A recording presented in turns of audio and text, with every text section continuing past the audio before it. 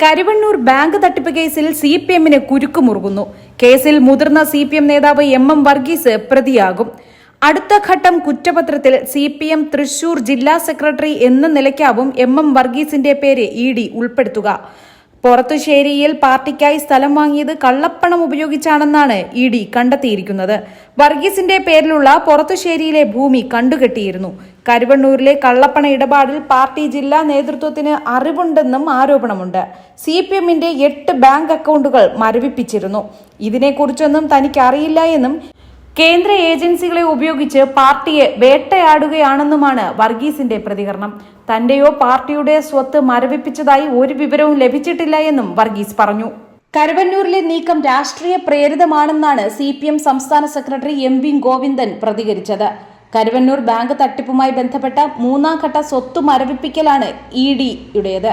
29 കോടിയുടെ സ്വത്തുക്കളാണ് ഇപ്പോൾ മരവിപ്പിച്ചത്.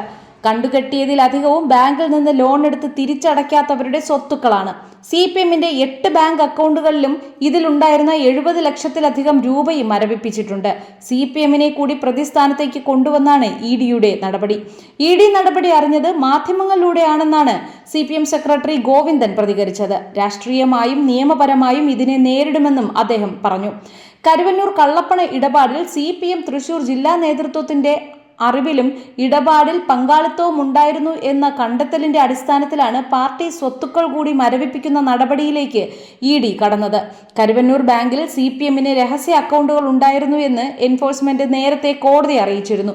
ഈ കേസിൽ സിപിഎമ്മിനെ പ്രതിയാക്കുന്നതും സ്വത്ത് കണ്ടുകെട്ടുന്നതും ആദ്യമായാണ്. ഇതുൾപ്പെടെ 10 പ്രതികളുടെ 29 കോടി രൂപ വിലമതിക്കുന്ന സ്വത്തുക്കളാണ് കഴിഞ്ഞ ദിവസം കണ്ടുകെട്ടിയത്. പൊറത്തുശ്ശേരിയിലെ വസ്തു സിപിഎം ലോക്കൽ കമ്മിറ്റിയുടെ ഉടമസ്ഥതയിലുള്ളതാണ്.